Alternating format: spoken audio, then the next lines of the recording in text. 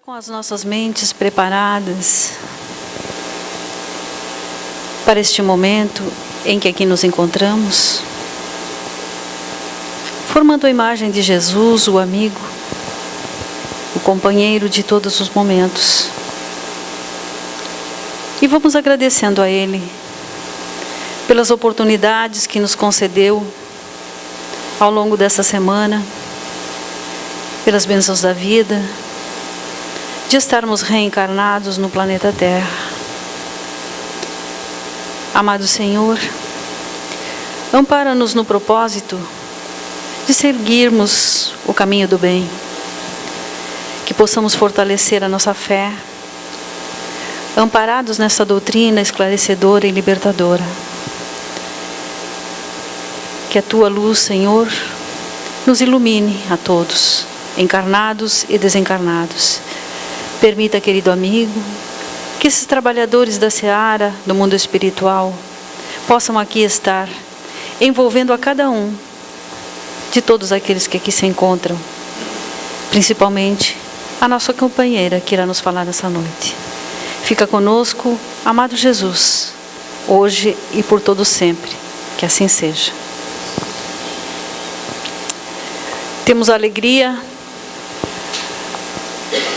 de ter a companhia dessa noite da nossa companheira Esther Fregosi, trabalhadora, divulgadora do Espiritismo, que vai nos falar sobre a análise do livro Céu e Inferno. Que Jesus te envolva. Queridos irmãos, muito boa noite. Que o divino amigo Jesus possa nos envolver em sua paz. Temos a satisfação nesta noite de poder falar a respeito de uma das obras mais singulares da codificação do Espiritismo. A obra que o Sr. Allan Kardec intitulou O Céu e o Inferno, ou A Justiça Divina segundo o Espiritismo. Esta obra, que foi publicada em agosto de 1865, completa este ano 150 anos de publicação. E o movimento espírita no Brasil está homenageando este volume exemplar do trabalho do codificador.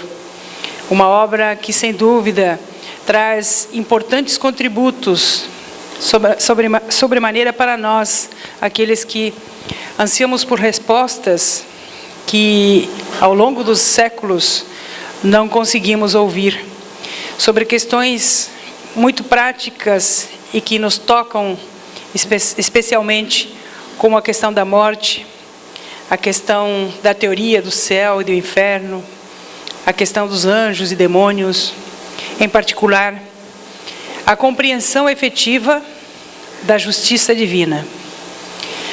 A maioria das vezes nos deparamos com posturas, às vezes indesejadas, que nos remetem à percepção de que, em verdade, nós ainda não concebemos Deus como um ser soberanamente justo e bom.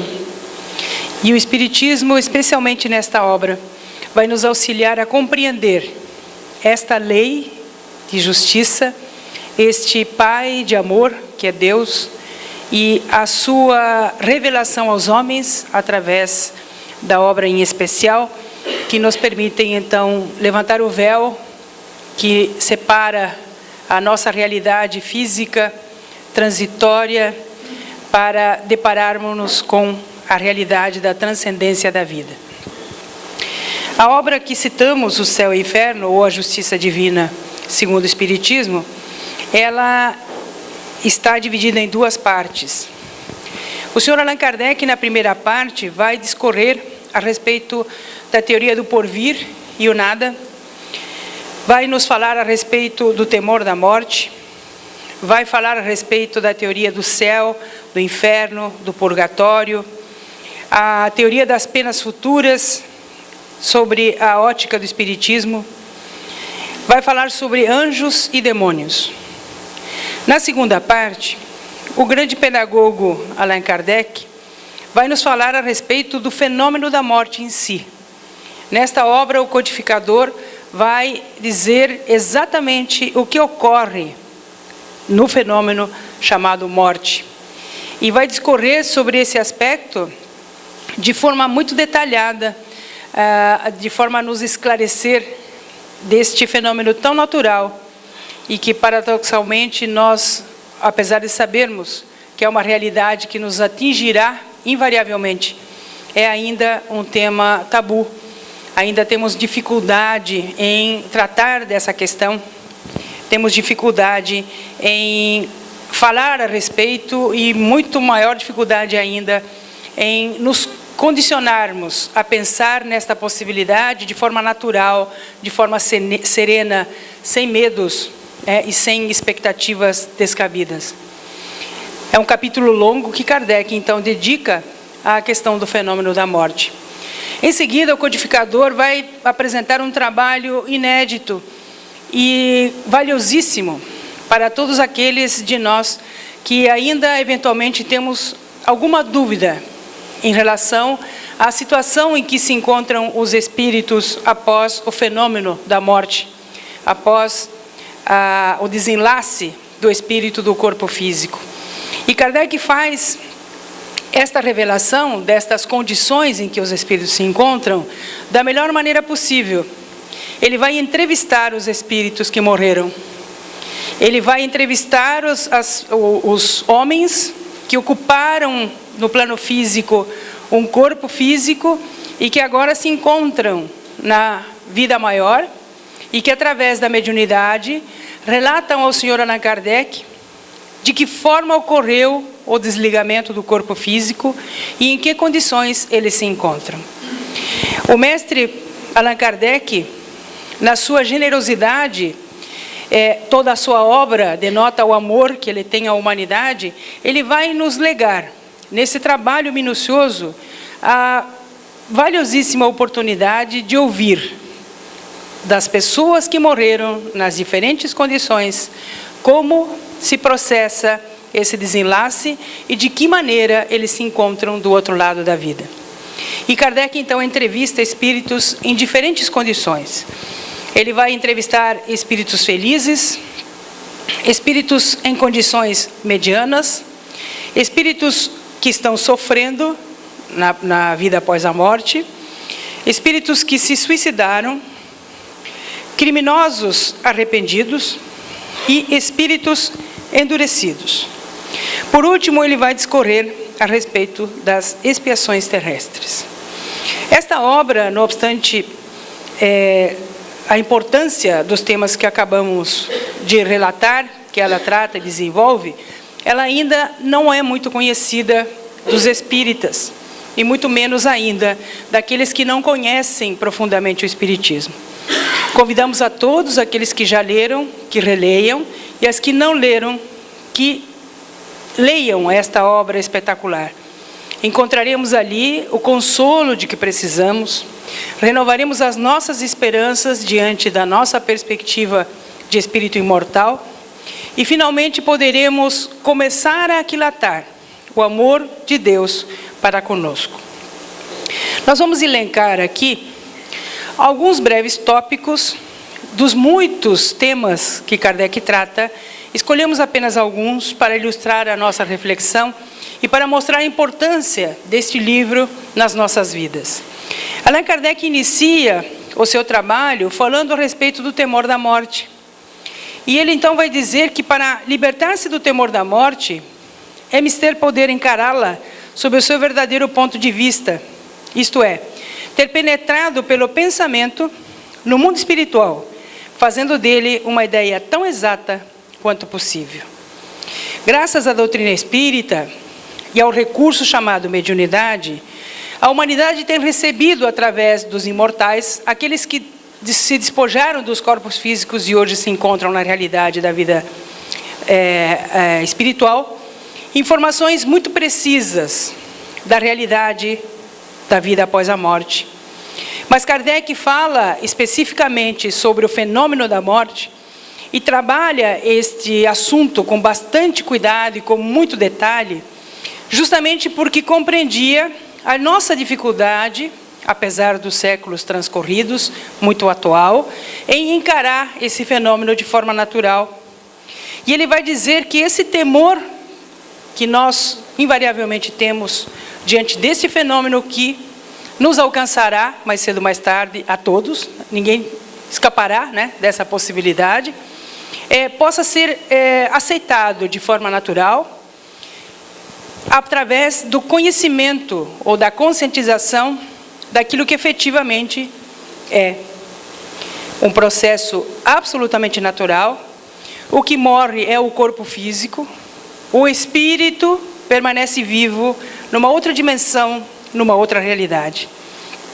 Então Kardec vai aqui dizer que o espiritismo tem muito a contribuir nesse aspecto da questão da morte, exatamente porque desfaz qualquer expectativa ou qualquer véu que tenha se lançado obscuro sobre esta realidade. Ele vai explicar exatamente como se dá o fenômeno e de que maneira os espíritos que deixam os corpos físicos se encontram no mundo espiritual. Mas Kardec vai também tratar de uma outra questão essencial para todos nós, que é a vida futura. A crença na imortalidade da alma já é uma crença estabelecida ao longo dos séculos. Mas ao longo das culturas, das diferentes religiões, temos concebido diferentes formas de entender esta vida eterna, né, ou esta vida após a morte.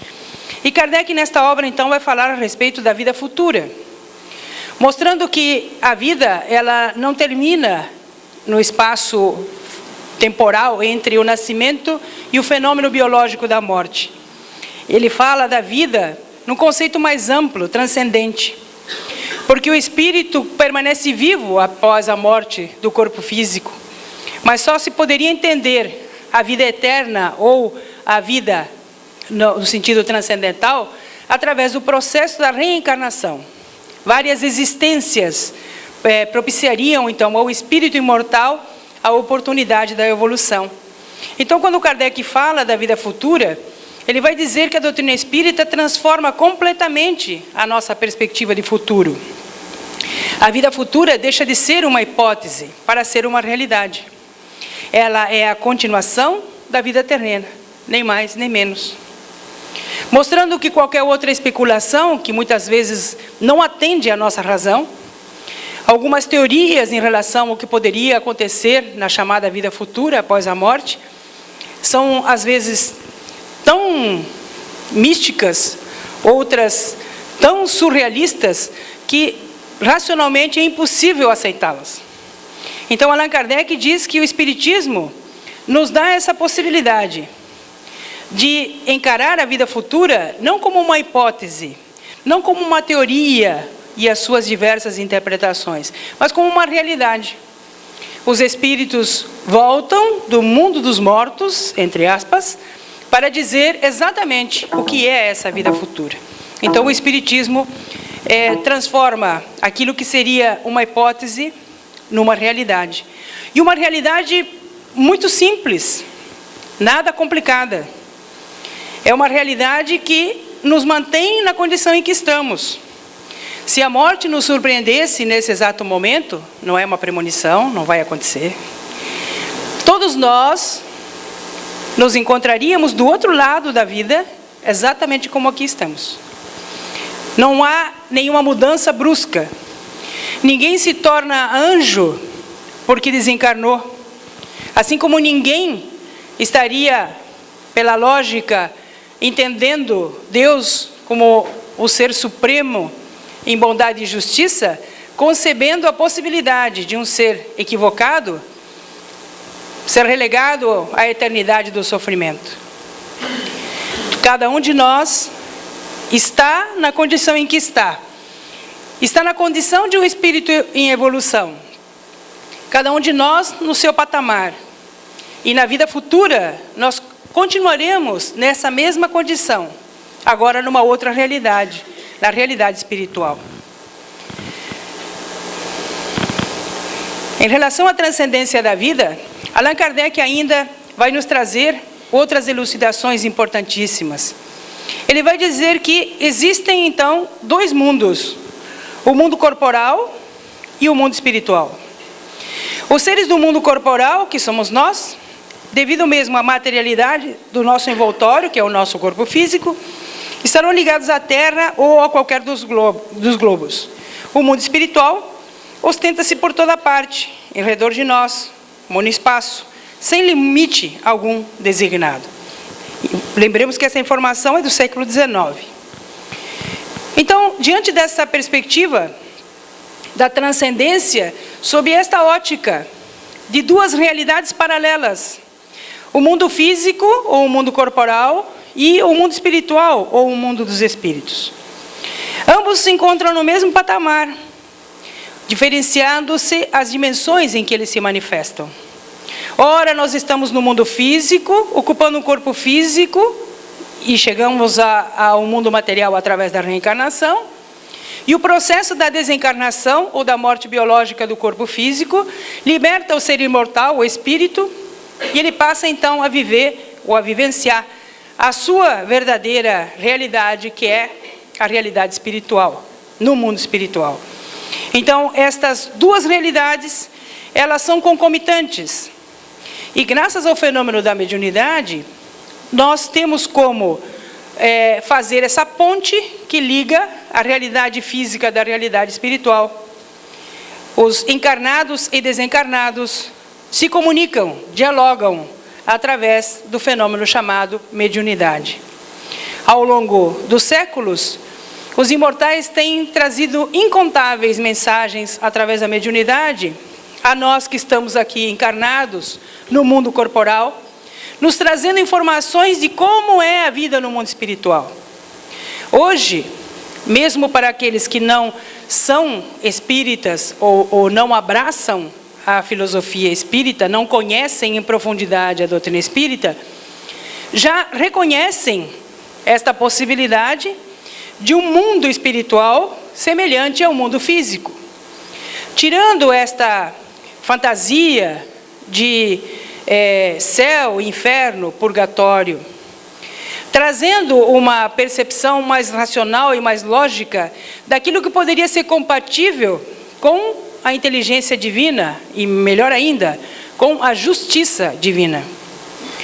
Porque não haveria nenhuma possibilidade de nós conceituarmos Deus como um ser justo e bom, se partíssemos do princípio de que Ele concederia a cada um de nós uma única existência, uma única oportunidade, num tempo muito variável, do nascimento ao túmulo. Alguns teriam a oportunidade de nascer e viver quase um século. Outros nasceriam e logo morreriam. Alguns nasceriam em condições socialmente favoráveis, outros em condições miseráveis. Muitos nascendo com saúde perfeita e outros portando deficiências e dificuldades orgânicas das mais variadas. Como conceber Deus justo e bom nesse panorama? O Espiritismo, propondo a reencarnação como um método de evolução, como um recurso de evolução, mostra que a programação da evolução é do espírito, não é do corpo físico.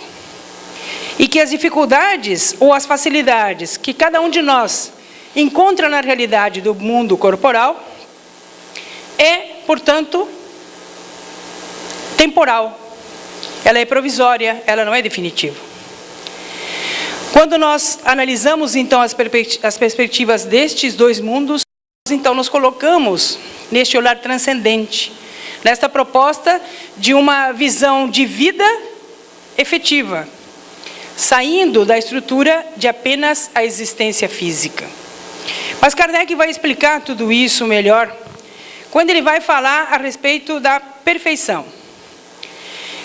Durante muito tempo nós sonhávamos com a perfeição e tentávamos nos iludir, achando que numa única existência haveria alguma possibilidade de nós alcançarmos a angelitude. E diante das diversas realidades que cada um de nós reconhece, em nós próprios e naqueles que nos rodeiam, na comunidade, na sociedade, na humanidade como um todo, É impossível imaginar um Deus inteligente, justo e bom, programando esse tipo de situação para os seus filhos, os seres humanos. Como imaginar uma possibilidade de perfeição nesse espaço tão relativo de tempo, em condições tão diversas uns para os outros? A perfeição, então, passava a ser uma espécie de utopia.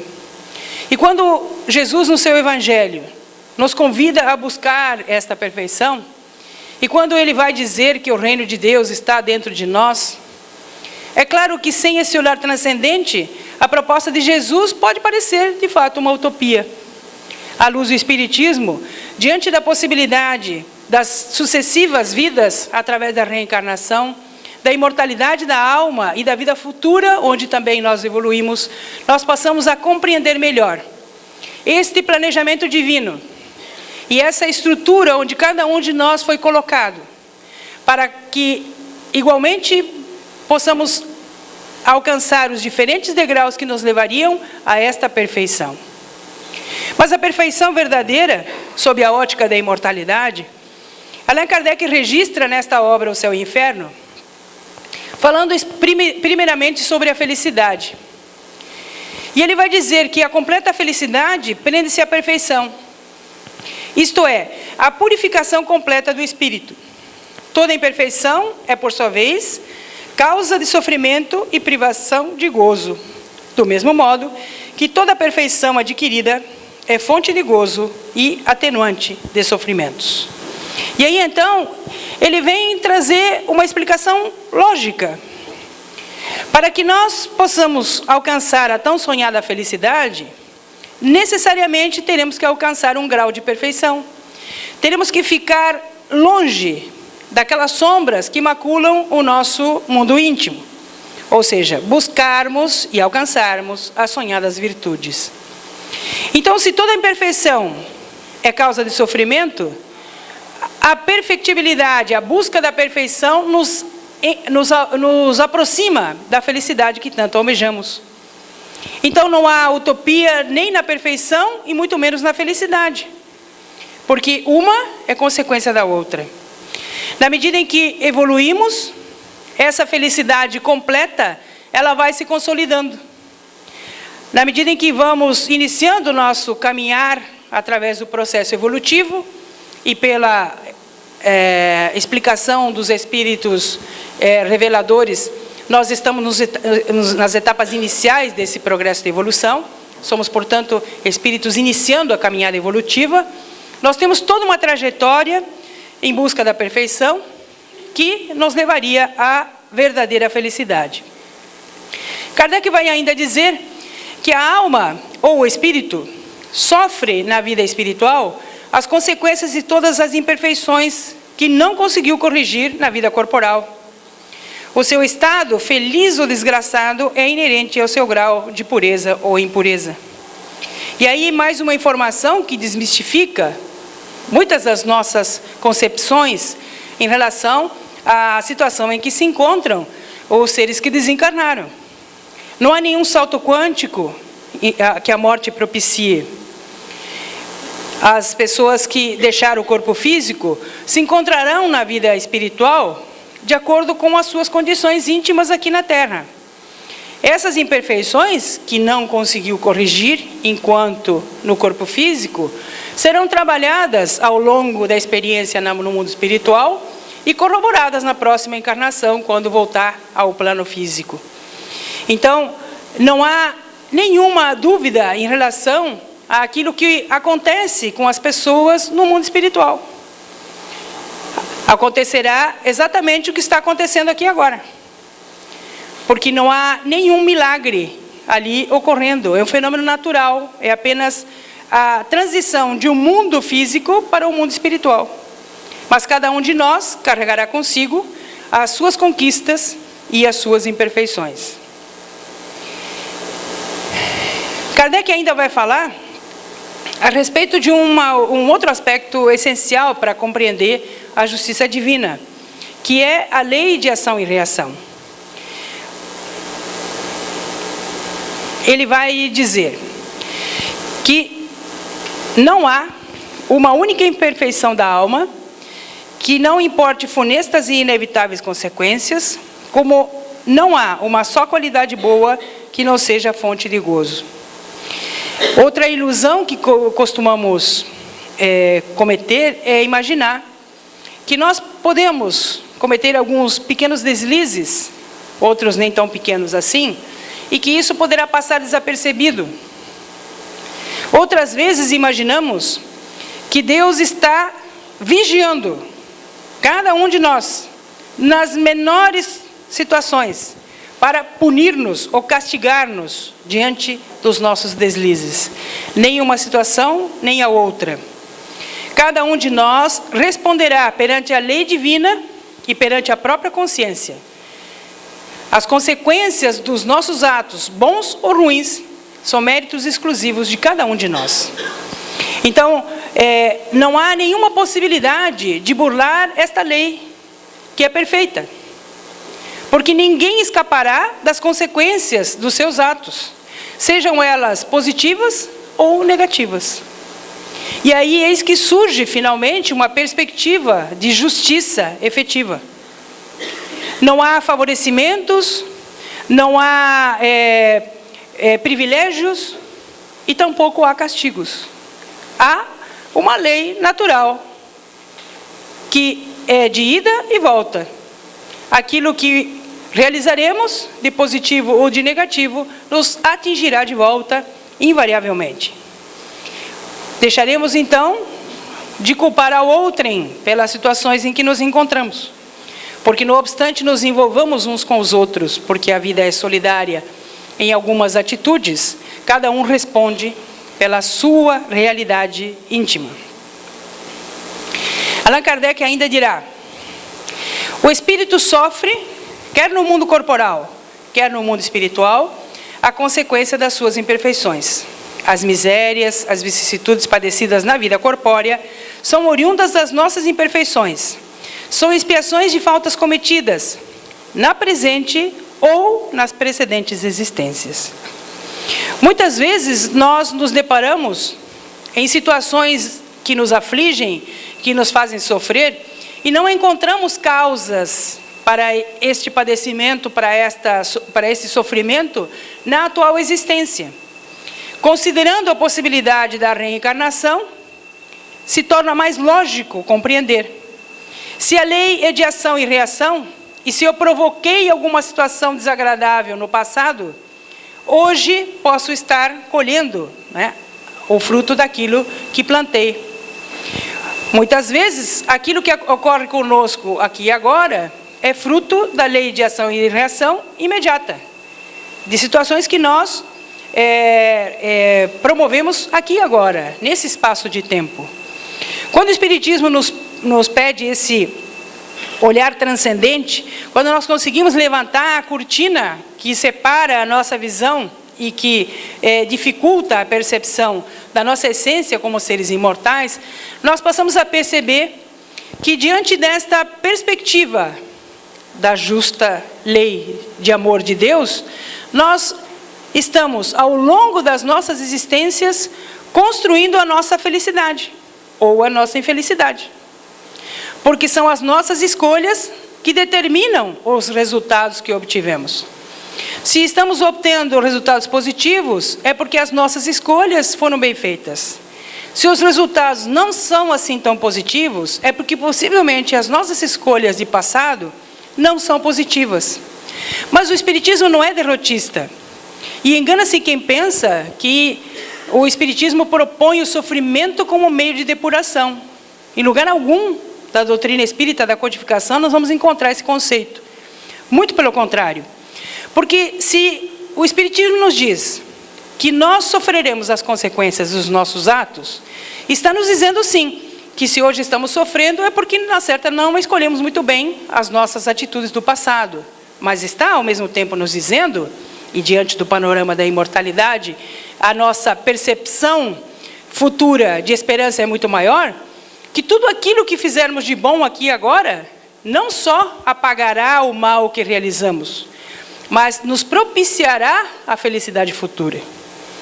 Então, o Espiritismo nos coloca num patamar, e diante desta perspectiva de que nós somos ainda crianças espirituais, iniciamos o processo evolutivo, que é verdade, que é possivelmente que olhando para trás, nós tenhamos cometido mais equívocos do que acertos. Mas o panorama que se desenrola diante de nós da imortalidade da alma, nos permite uma visão amplíssima do quanto nós podemos fazer de bom e de bem para nós e para aqueles que caminham conosco nesta jornada evolutiva.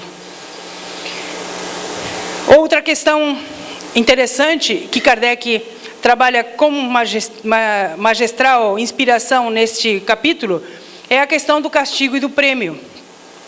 Muitas vezes nós imaginávamos um Deus juiz, severo, que analisa cada um de nós, aponta o dedo e diz: esse aqui eu vou castigar, aquele lá eu vou premiar.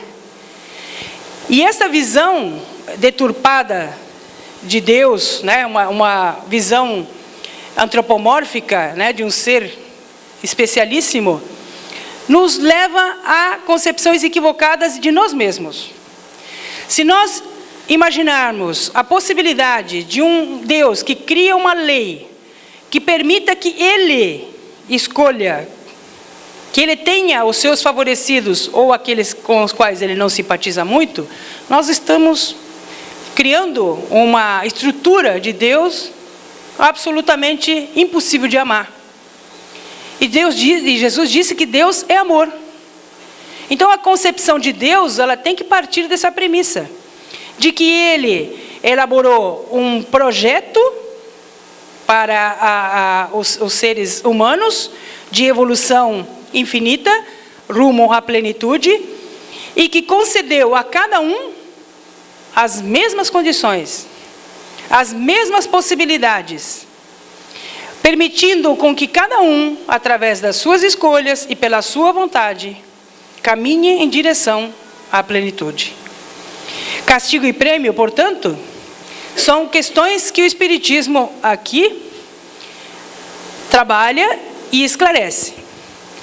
Diz Allan Kardec, no item 4 do capítulo do Código Final da Vida Futura, Código Penal da Vida Futura: em virtude da lei de progresso, que dá a toda a alma a possibilidade de adquirir o bem que lhe falta, como de despojar-se do que tem de mal, conforme o esforço e a vontade próprios, temos que o futuro é aberto a todas as criaturas. Deus não repudia nenhum dos seus filhos, antes recebe-os em seu seio à medida que atingem a perfeição, deixando a cada qual o mérito das suas obras. E aí então nós começamos a vislumbrar um Deus soberanamente justo e bom, de fato. Porque se há uma lei de progresso, e se o Criador propicia a cada uma das suas criaturas possibilidades de adquirir virtudes, e ao mesmo tempo de nos despojarmos das nossas sombras, das nossas inferioridades, daí deduzimos que nós alcançaremos os estágios evolutivos de acordo com o nosso esforço, com a nossa vontade. Não vai haver nenhuma intercessão que nos empurre e nos leve adiante na fila, e não haverá nenhuma maldade que nos coloque numa posição de retaguarda. Cada um de nós está na condição que deseja estar. Cada um de nós se encontra, nesse exato momento, na situação que escolheu estar. Talvez não conscientemente, porque às vezes, desconhecendo esta lei, nós nos deixamos levar pelos instintos e algumas vezes pelos maus exemplos e não raciocinamos em relação a esta realidade.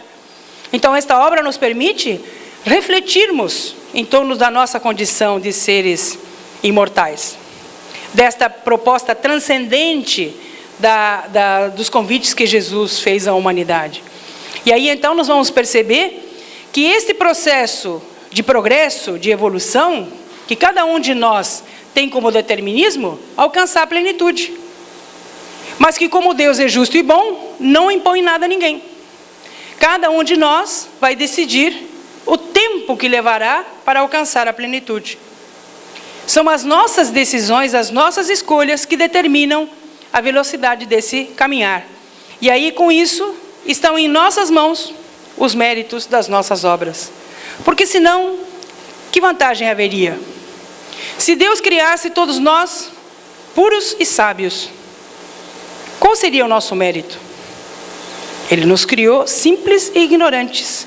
E nós vamos individualmente galgando essa evolução, nos inspirando uns nos outros. Os bons exemplos, né, nos alavancam, os exemplos ruins nos mantêm estacionados. Mas essa experiência é que nos faz evoluir e nós escolhemos aquilo que desejamos ser. Então, não somos mais, a partir desta premissa, não podemos mais responsabilizar ninguém pela situação em que nos encontramos. Não há mais alguém para colocar a culpa daquilo que somos.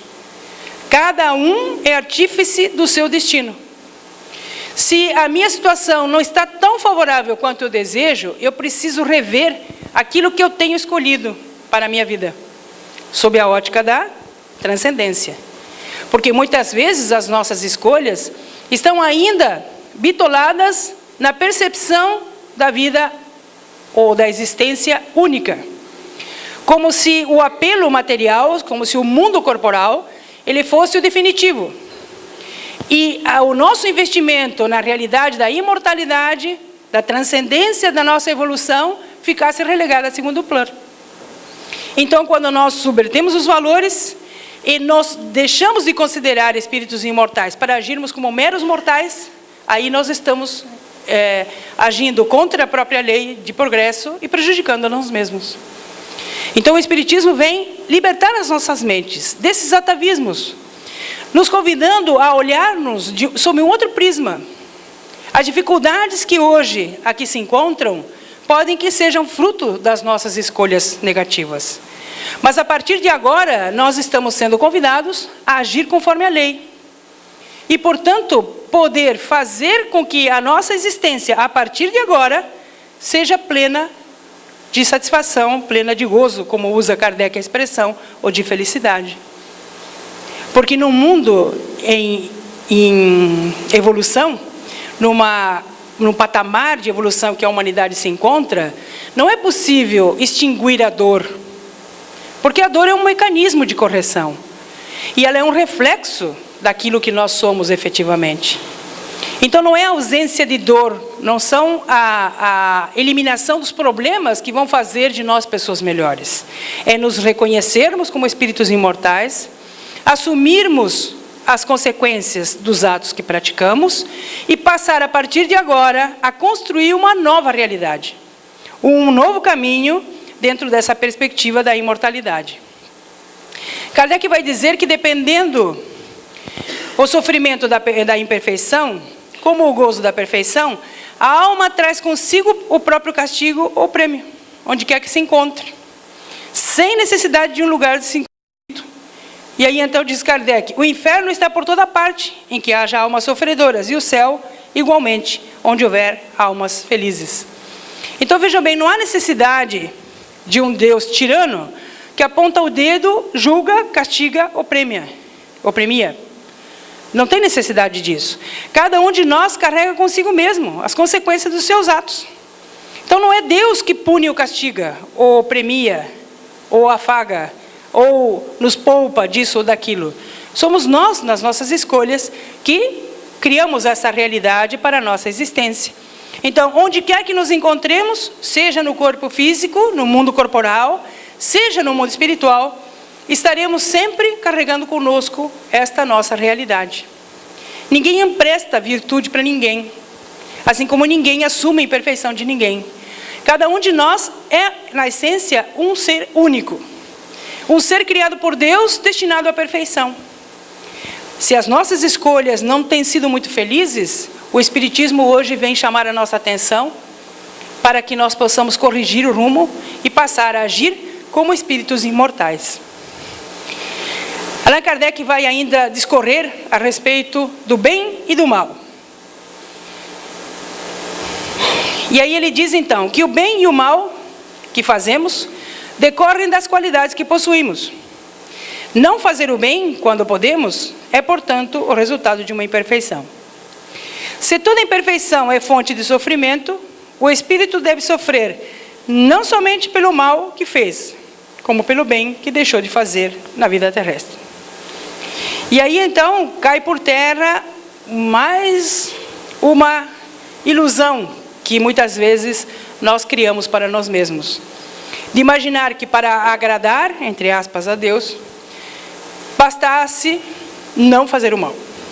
Durante muito tempo nós nos convencemos de que a receita da felicidade era essa, não fazer o mal a ninguém. Mas descobrimos durante um longo tempo e depois de muita angústia, que não fazer o mal não bastava. Porque nós não somos seres maus, e ninguém sai por aí fazendo o mal deliberadamente. Ninguém quer fazer o mal em sã consciência. Mas o fato de nós não estarmos fazendo o mal, não melhorava em nada a nossa perspectiva. Por que será? O Espiritismo vem nos dizer. Porque a ausência do bem é por si o mal. Então, quando nós, tendo em nós, potencialmente, a possibilidade de fazer o bem, não o fazemos, o que estamos fazendo? Dando margem para que o mal se manifeste. E aí, então, nós somos responsáveis também pelo mal que advém do bem que deixamos de fazer, como Kardec já havia dito em O Livro dos Espíritos. Pode parecer dura esta afirmativa do codificador, pode mexer um pouco com o nosso orgulho, mas é uma verdade tão simples e tão cristalina, que se nós deixarmos um pouquinho o orgulho de lado, vamos perceber que é a nossa receita de felicidade. Não fazer o mal, nós já estamos fazendo, mas não está dando muito certo. Então, qual é a segunda opção? Fazer o bem. Sempre fazer o bem. Porque enquanto estivermos agindo no bem, não vai haver espaço para o mal. Enquanto estivermos agindo no bem, o nosso saldo positivo na balança da justiça divina estará crescendo. E estaremos, como disse o apóstolo, apagando, né, com amor, todos os males que eventualmente tenhamos causado. Então, a imperfeição ainda nos intimida e não nos permite perceber as potencialidades que trazemos conosco. Não nos permite que nos concebamos, que nos aceitemos como espíritos imortais, dotados de condições de chegar à plenitude, à angelitude, como queiramos. E esta possibilidade é igual para todos, porque todos somos filhos de Deus. Todos igualmente por Ele assessorados e assistidos. Por mais equivocados que estejamos, Deus compreende a nossa realidade, porque Ele nos criou. Mas Ele nos convida, agora através do Espiritismo, a entender a proposta de Jesus, a compreender a sua mensagem e a perceber que, de fato, Jesus é o caminho, a verdade e a vida.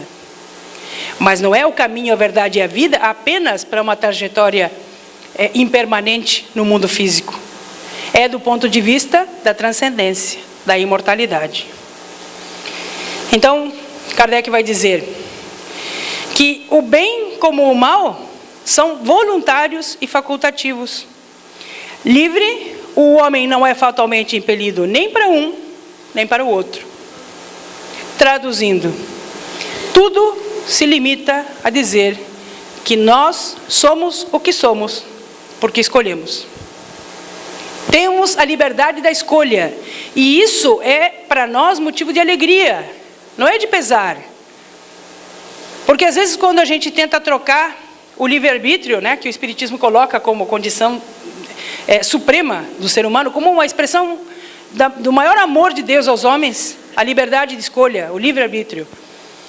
A pessoa se sente às vezes carregada e diz, mas poxa vida, mas como assim? Depende de mim? Porque é tão bom a gente dizer que nós não somos os responsáveis, né? Culpar alguém, até mesmo a Deus. Quantas vezes, né? Achamos que Deus está sendo injusto conosco. Nós estamos diante de uma oportunidade de agir por livre vontade. E o bem e o mal são escolhas voluntárias, facultativas. Estamos escolhendo o mal deliberadamente? Não. Mas não estamos escolhendo o bem. E aí está o nosso equívoco. Nós precisamos fazer esse caminho de escolher e não nos deixar nos levar simplesmente pelo que queremos ser, pelo que queremos alcançar. Se eu realmente sou um espírito imortal, eu quero alcançar a plenitude. Por uma questão de inteligência, se não de amor mesmo. De raciocínio.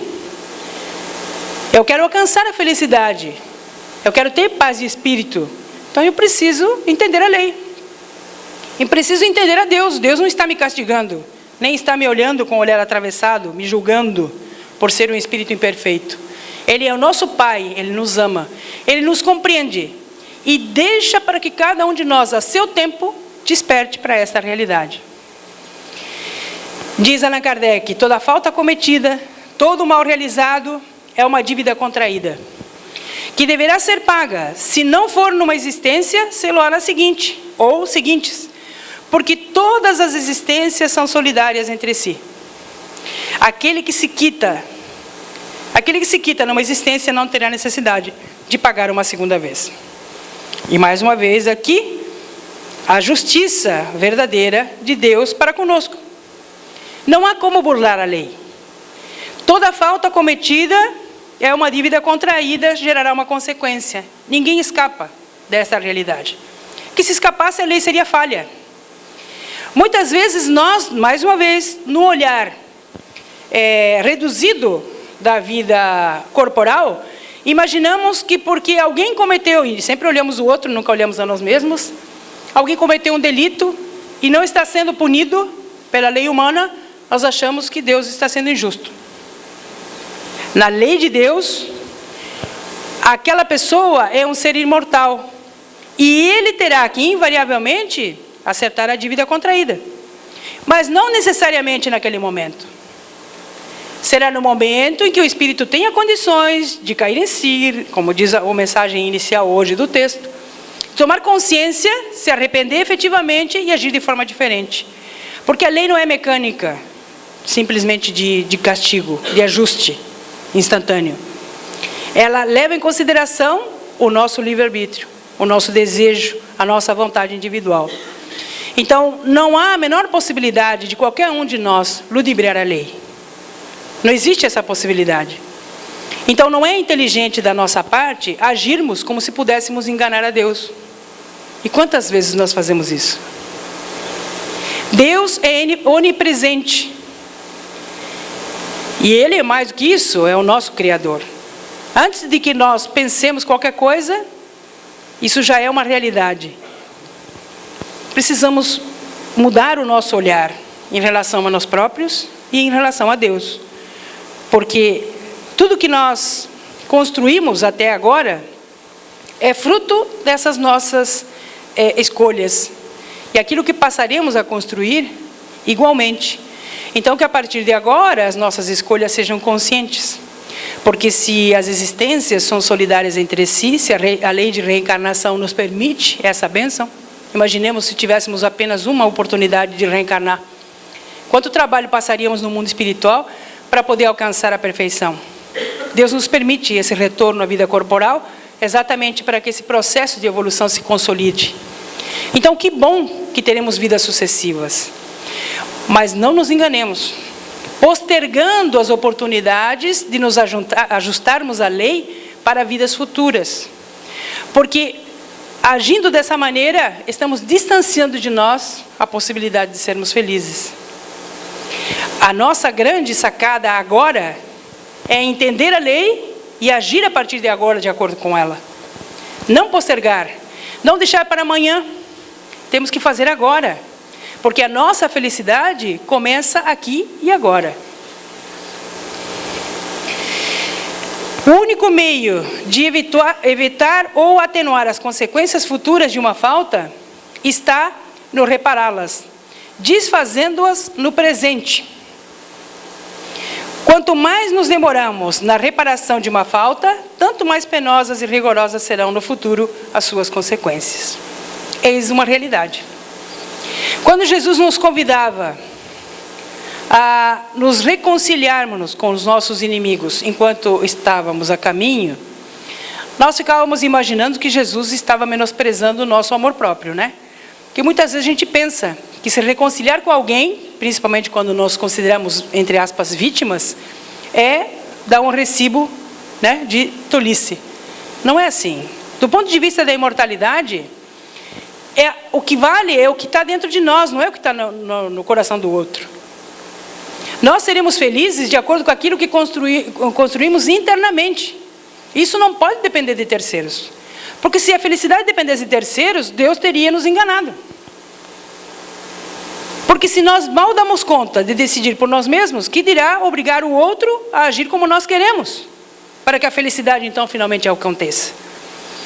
A felicidade depende de nós.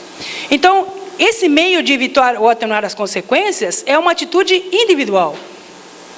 Se eu decido por agir de acordo com a lei, e essa lei é de amor, o perdão é uma necessidade. Não para o outro, para mim. Se o outro não aceita o meu perdão, aí o problema passa a ser dele. Não abrir a possibilidade de perdoar, esse é um problema meu. Essa será uma imperfeição que me causará sofrimento. Então vejam que a proposta do Espiritismo é trazer de volta a mensagem de Jesus, a proposta de Jesus, e nos libertar. Para que não fiquemos nas cirandas das reencarnações, empurrando as oportunidades de nos libertarmos e sermos felizes. A ocasião é aqui e agora. Ninguém poderá ser feliz por mim, e eu não poderei fazer ninguém feliz. Isso é uma ilusão. A felicidade é um estado de espírito. O reino de Deus está dentro de vós, diz Jesus. Por quê? Ninguém pode construir o reino de Deus no coração do outro. Eu posso receber estímulo de quem me ama, de quem eu amo. Posso reconhecer em amigos, em pessoas queridas, bons exemplos que me estimulem. Tudo isso me ajuda. E isso também é reflexo da bondade divina. Mas quem vai fazer com que eu seja feliz, somente eu poderei ser. Quando Deus se manifesta nessa expressão de justiça, tirando da nossa mente qualquer arquétipo que nos coloque numa situação de ilusão, nos transforma em seres conscientes e aptos a agirmos de vontade própria, sem sermos levados por circunstâncias ou condições. E aí então, a justiça divina se define da seguinte maneira: quaisquer que sejam as inferioridades e perversidades dos espíritos, Deus jamais os abandona. Todos têm seu anjo de guarda, seu espírito guia, seu mentor, como queiramos chamar, que por eles vela, na persuasão de suscitar-lhe bons pensamentos, desejos de progredir e de repararem em uma nova existência o mal que praticaram. Então, não é possível compreender uma postura nossa hoje de derrotismo ou de culpa extrema. Eu sou a imperfeição personificada. Deus se esqueceu de mim. Em nenhum momento Deus nos deixará relegados ao esquecimento, porque nós fazemos parte dele, assim como ele faz parte de nós. Então, a nossa situação hoje é fruto de uma escolha mal feita, às vezes. Uma escolha, às vezes, infeliz. Mas essa escolha pode ser mudada. Porque eu não tenho apenas alguns anos dessa existência para me ajustar à lei. Eu tenho a eternidade para isso.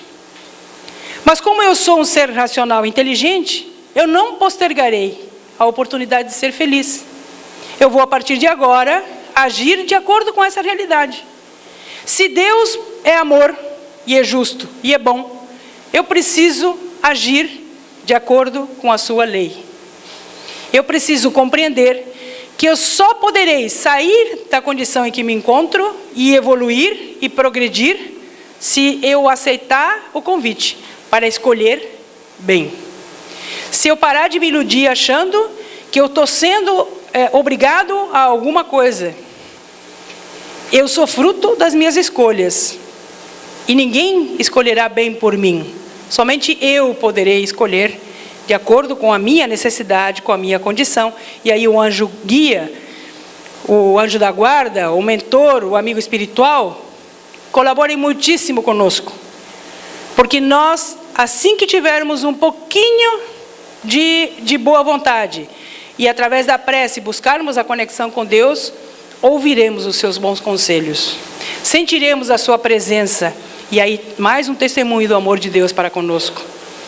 Cada um de nós reencarna com um espírito guia para nos ajudar na caminhada. Um espírito guia que voluntariamente abraçou essa possibilidade porque nos ama.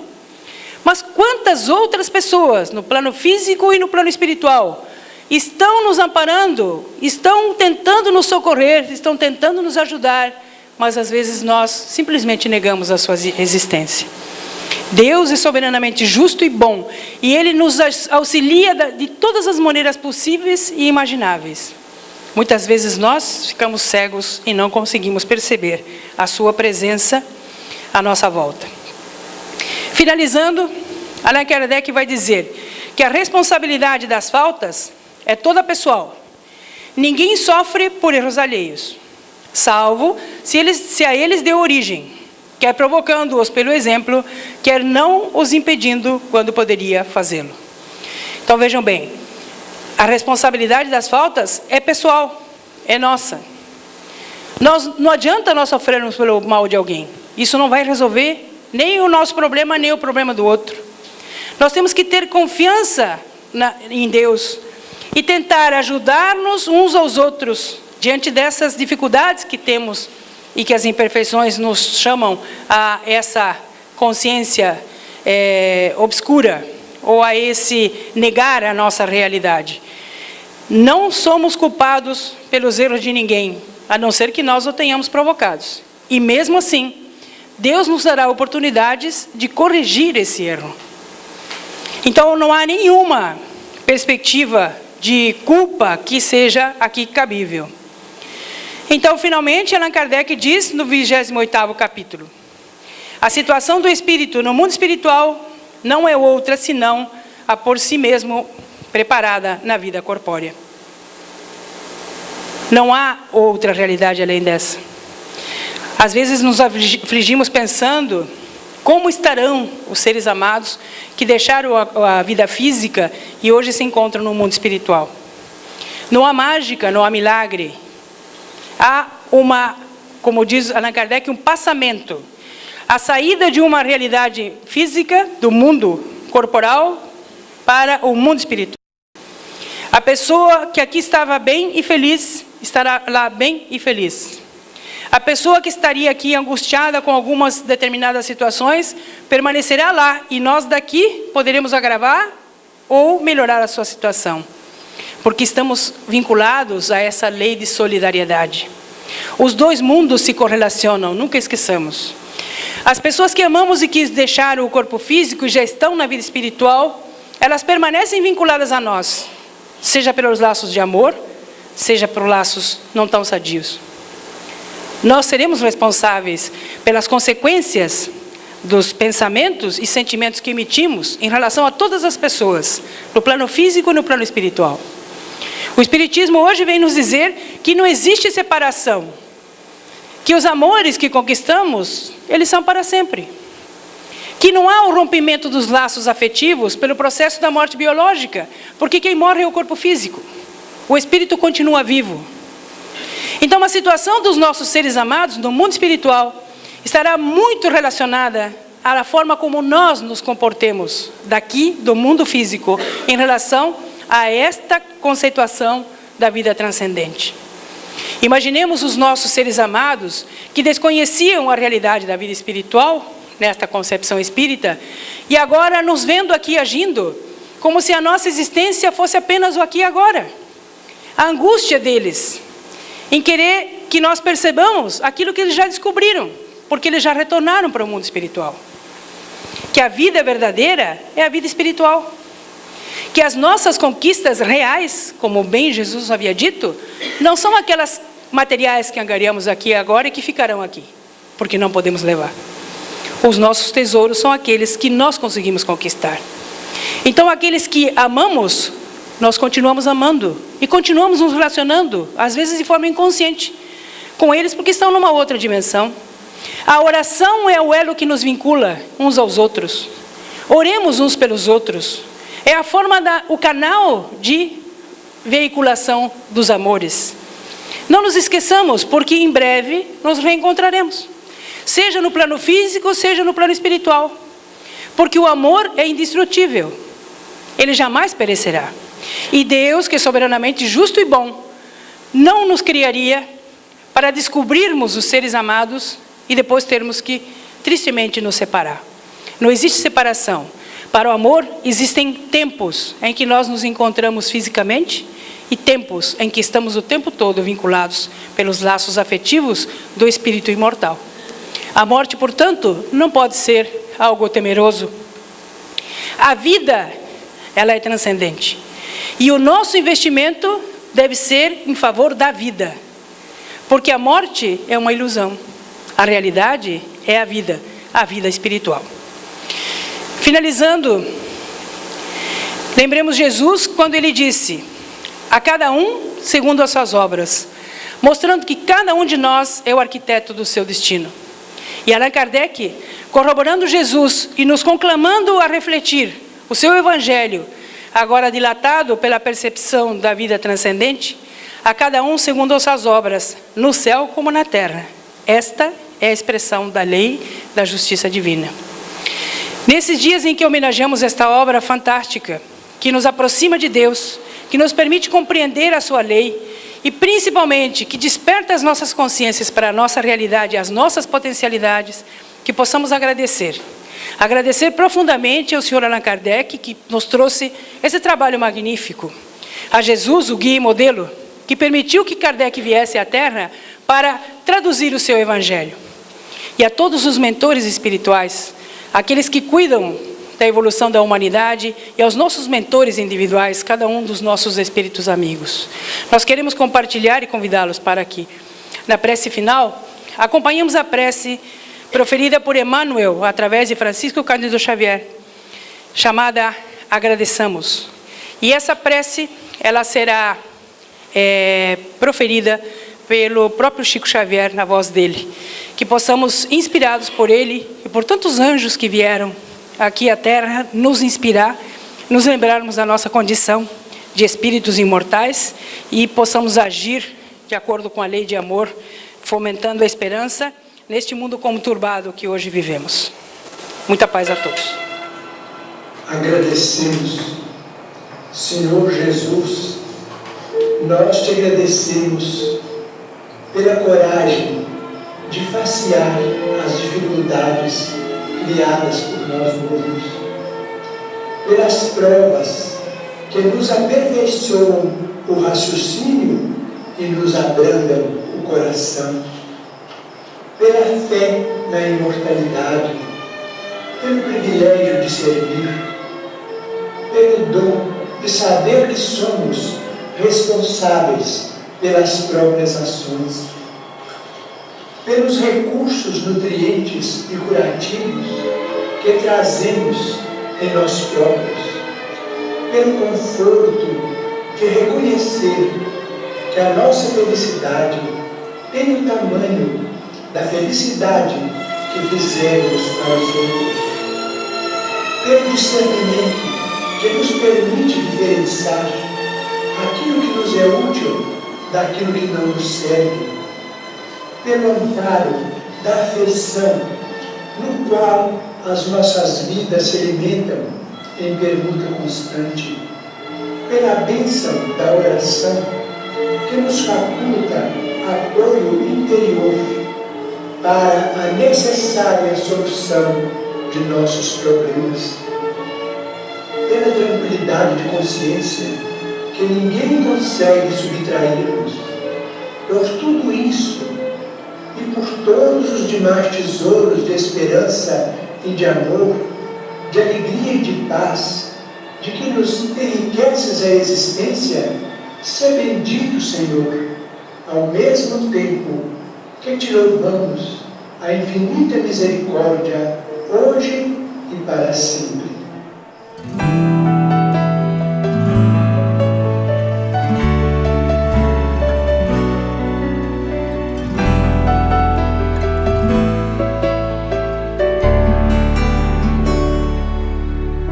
Se a gente seguisse o seu caminho, seria feliz se a gente ouvisse os seus conselhos. Seria feliz se fosse manso como ele. Seria feliz. Tinha mais coragem e determinação pra mudar. Se a gente compreendesse mais o que ele deixou, seria caridade e paz, amando o amor. Não ia mais ficar chorando, nem se lamentar. Quem seguir o seu exemplo vai se iluminar. Quando acusados ou amor, caluniados ou perdão, quando traídos ou a luz do coração, quando atacado ele sorriu, elogiado ele nem viu. Meu irmão Chico, nossa eterna gratidão. Quando acusados ou amor, caluniados ou perdão, quando traídos ou a luz do coração, quando atacado ele sorriu, elogiado ele nem viu. Meu irmão Chico, nossa eterna gratidão. Se a gente seguisse o seu caminho, seria feliz. Se a gente ouvisse os seus conselhos, seria feliz. Se fosse manso como ele, seria feliz. Tinha mais coragem e determinação pra mudar. Se a gente compreendesse mais o que ele deixou, seria caridade e paz, amando o amor. Não ia mais ficar chorando, nem se lamentar. Quem seguir o seu exemplo vai se iluminar. Quando acusados ou amor, caluniados ou perdão, quando traídos ou a luz do coração, quando atacado ele sorriu, elogiado ele nem viu. Meu irmão Chico, nossa eterna gratidão. Quando acusados ou amor, caluniados ou perdão, quando traídos ou a luz do coração, quando atacado ele sorriu, elogiado ele nem viu. Meu irmão Chico, nossa eterna gratidão.